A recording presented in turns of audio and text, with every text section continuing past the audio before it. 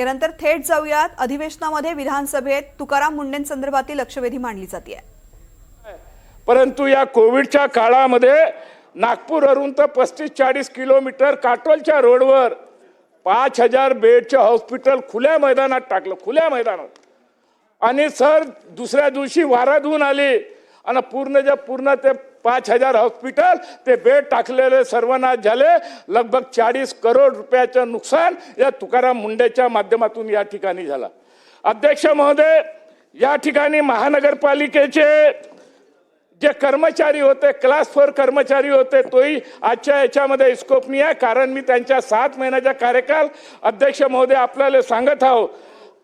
महानगरपालिकेमध्ये तुकाराम मुंडेजी आले आणि 17 कर्मचारी जे क्लास 4 कर्मचारी होते। कृष्णाजी, आता याच्यावरती प्रश्न विचारा।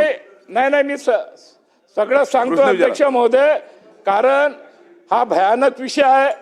17 परिवाराले बर्बाद करण्याचे काम त्यांनी केलं आणि त्या 17 कर्मचाऱ्याची फाईल अध्यक्ष महोदय त्यांना 89 प्रमाणे बेनिफिट द्या अशा प्रकारची मूव झाली असता आणि त्यांच्याकडे गेले आणि त्या दिवशी तुकाराम मुंडे आले, त्यांनी काही पाहिलं नाही मंत्री महोदय, आणि त्या 17 कर्मचाऱ्याला डिसमिस करून टाकलं, नोकरीतून काढून टाकलं।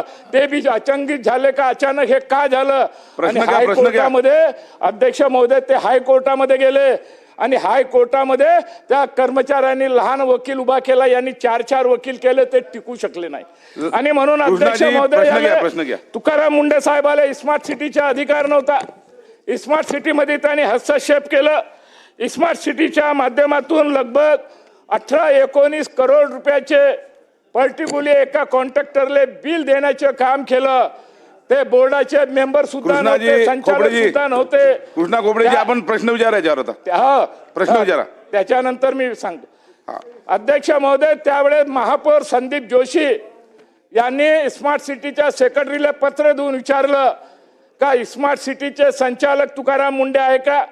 त्यांनी म्हटलं नाही। स्मार्ट सिटीमध्ये हस्तक्षेप करण्याचा अधिकार त्यांना आहे का? त्यांनी म्हणलं नाही। आणि म्हणून हे तिन्ही उत्तर स्मार्ट सिटीच्या सेक्रेटरीनी त्या ठिकाणी दिलं। आणि या व्यक्तीने ज्या महिला 2 अधिकारी होत्या मंत्री महोदय, ज्या महिलांनी त्या फाईलवर सही केली नाही, एका महिलेला त्याने रवी भवनच्या कॉटेजमध्ये बोलवलं आणि तिथं त्या मुलीला टॉर्चर केलं, ते रडत बाहेर निघाली। आणि दुसऱ्या महिला अधिकारी ते कॉर्पोरेशनच्या ऑफिसमध्ये बोलवलं, तिला टॉर्चर केलं, ते रडू त्या ठिकाणी निघाले। प्रश्न घ्या त्याच्यावर। अध्यक्ष महोदय, मी प्रश्न बी घेणार आहोत आणि मंत्री महोदयाकडून मागणी बी करणार आहोत। या संदर्भात अध्यक्ष महोदय, माजी महापौर संदीप जोशी साहेबांनी, अध्यक्ष महोदय, मी पहिले सांगितलंय कोणी अधिकाऱ्याचा बचाव करण्याचा प्रयत्न करू नये, कोणी अधिकाऱ्याचा बचाव करण्याचा प्रयत्न करू नये। अध्यक्ष महोदय, मी पहिले सांगितलं का या लक्षवेधीला वेळ लागेल।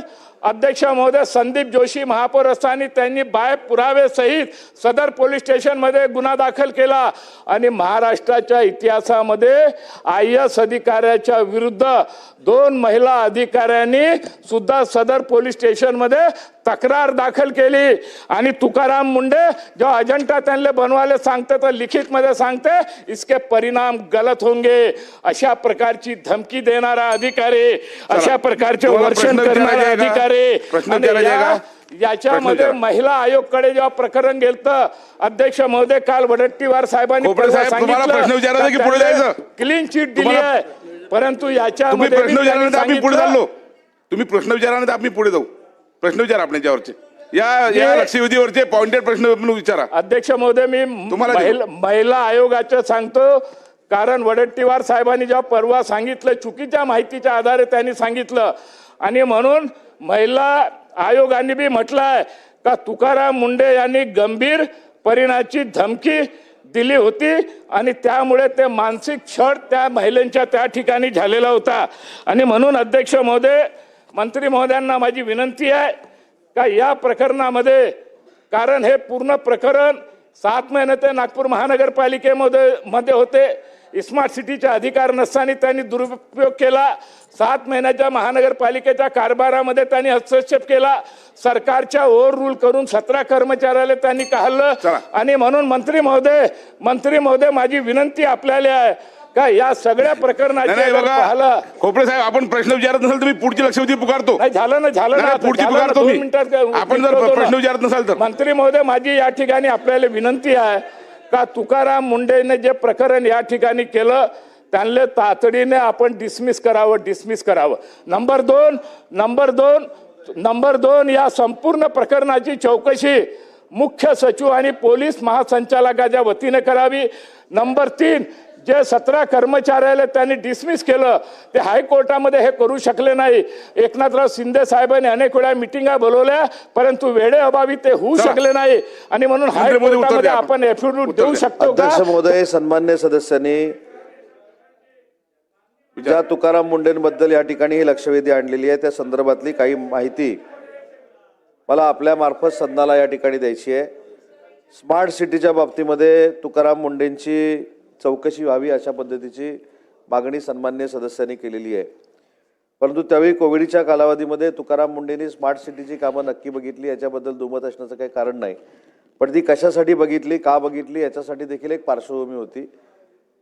मुंबईचे BMCचे आयुक्त हे स्मार्ट सिटीचं हे काम बघणार होते, परंतु कोविडच्या संपूर्ण त्या वातावरणामध्ये त्यांना सांगितलेलं होतं की या संदर्भामध्ये आपण आयुक्त म्हणून ही कामं बघावी. त्याच्यानंतर त्याची ऑर्डर देखील तत्कालीन मुख्यमंत्र्यांनी काढलेली होती.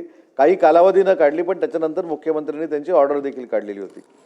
सन्मान्य सदस्यांनी 20 कोटी रुपयाच्या बिलाचा जो या ठिकाणी उल्लेख केला त्याच्या संदर्भामध्ये 2 इन्क्वायरी त्यांच्या चालू होत्या. त्याच्यातली एक इन्क्वायरी ही पोलिसांच्या मार्फत चालू होती आणि त्या अधिकाऱ्यांनी जी माहिती घेतली, अहवाल दिला त्याच्यामधनं देखील त्यांना क्लीन चिट मिळालेली आहे. आणि दुसरी इन्क्वायरी त्यांची चालू होती ती EOW कडनं चालू होती, आर्थिक गुन्हे शाखेकडनं, आणि त्याचा अहवाल देखील माझ्याकडे आहे. त्या अहवालामध्ये त्यांनी 20/11/2025 स्पष्ट अहवाल शासनाला असा दिला आहे की स्मार्ट सिटी नागपूर यांची जी काही CEO म्हणून नेमणूक केलेली होती त्याच्यामध्ये 16 कोटी की 18 कोटी रुपयाचं जे देयक काढलेलं होतं ते देखील योग्य प्रक्रिया राबवूनच काढलेलं होतं असं EOWचं म्हणणं आहे.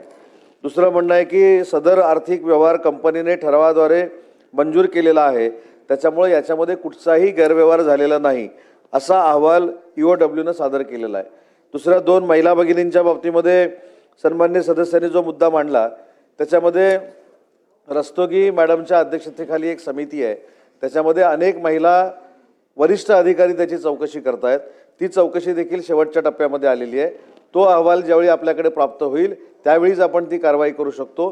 तो अहवाल प्राप्त झाल्यानंतर सन्मान्य सदस्यांनी जी भूमिका एका विषयाची मांडलेली आहे, कारण एक विषय तर तुम्हाला मी सांगितलं आर्थिक व्यवहाराच्या बाबतीमध्ये EOWने त्यांना क्लीन चिट दिलेली आहे, परंतु महिला भगिनींच्या बाबतीमध्ये जो प्रसंग घडला आहे असं सन्मान्य सदस्यांनी सांगितले. त्याची चौकशी सुरू आहे.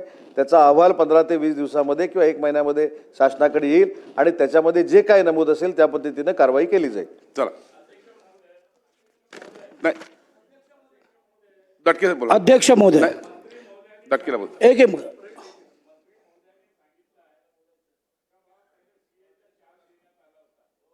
नगर विकास विभागाचा सर असा कोणताही आदेश आतापर्यंत महानगरपालिकेला प्राप्त झाला नाही.